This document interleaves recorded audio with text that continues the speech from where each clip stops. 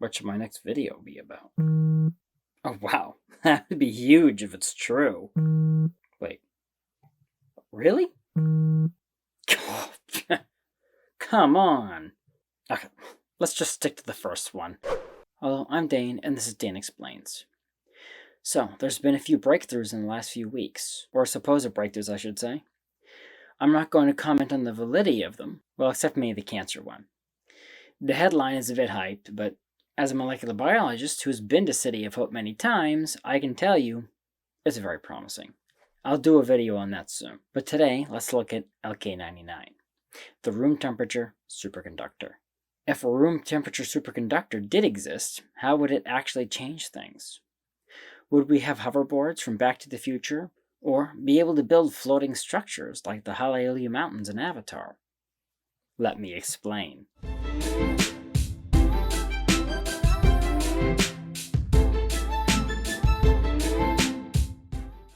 Just as a disclaimer before I start, this video is highly speculative, because there are a lot of industries which would benefit from superconductors, and we probably won't even know until it's happening.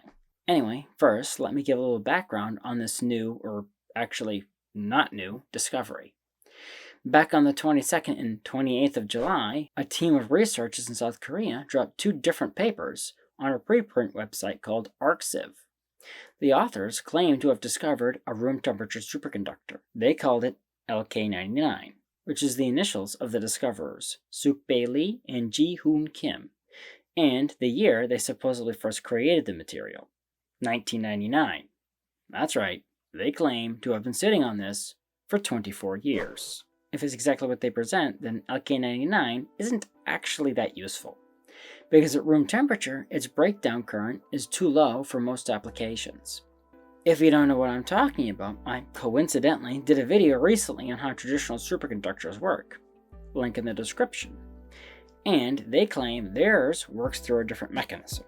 At best, it could be used for cell phones and other low amperage devices, because the breakdown current is around 1/4 amp at room temperature. Also, the authors claim it's a 1D or one-dimensional superconductor. What does that mean? Well, there's also 2 and 3-dimensional superconductors. Basically, what that means is the number of different directions the electricity can flow through the material in a superconducting way is limited. This can also work for thermal conductivity. So, a good example of what I mean is graphene.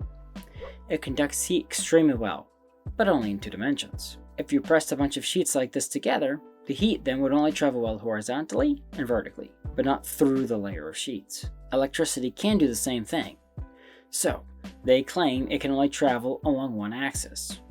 But that's not too big of a deal if you're making wires, since, well, you pretty much only care about it traveling 1 dimension anyway. If you needed it to travel in more dimensions, you could just weave the wires in a cloth. Now, supposedly, it's diamagnetic, which means it's repelled by a magnetic field. This is common in all superconductors because magnetic fields don't like to go through the superconductor.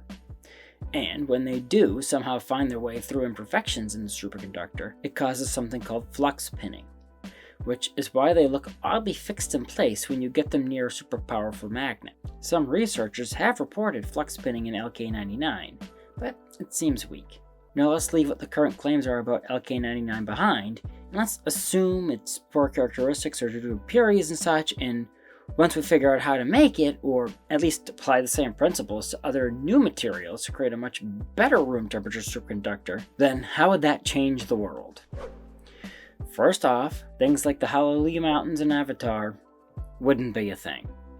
The magnetic fields required to do that would be so powerful, they'd rip the hemoglobin right out of your blood.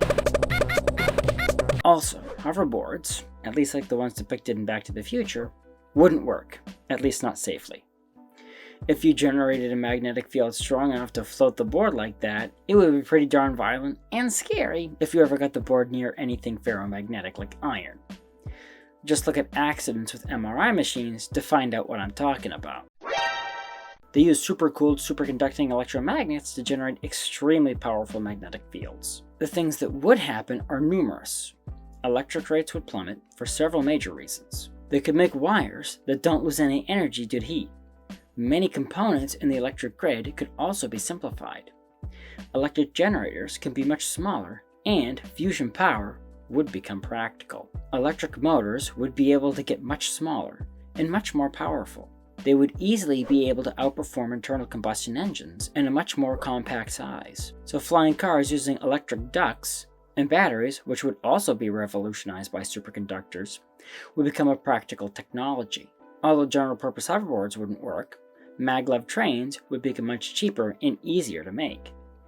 Also, using levitation as part of structures or in architecture would also be useful rather than just a novelty, like elevators that float up and down shafts. Quantum computers would become much easier to build, since they need superconductors to work, and regular computers would shrink down in size much faster and generate little to no heat, unlike computers of today. Discrete augmented reality glasses would also be much more practical due to the shrinking of virtually all electronic components. Of course, MRIs and NMRs would get much smaller and cheaper, making diagnostics and analysis much cheaper and more accessible than today. It's not like we'd suddenly have a bunch of new technologies, but they would make most of the technologies we have much better. This is just a guess, but I would say room temperature superconductors would allow us to give many of our technologies a 50-year leap in maybe a 5-year period. So, imagine how things were in the 70s compared to today, technologically speaking. I mean, we already have many of the technologies depicted in the cartoon, The Jetsons. Room temperature superconductors would just allow us to check the last few and the hardest to check boxes on that list. Thank you for watching. If you like this video, please press the like button. Subscribe to my channel and ding the bell to get notified when I post new videos. Also, please support me on Patreon, link in the description. The more people support me, the more time I can dedicate to making videos like this one. So, until next time, have a great week.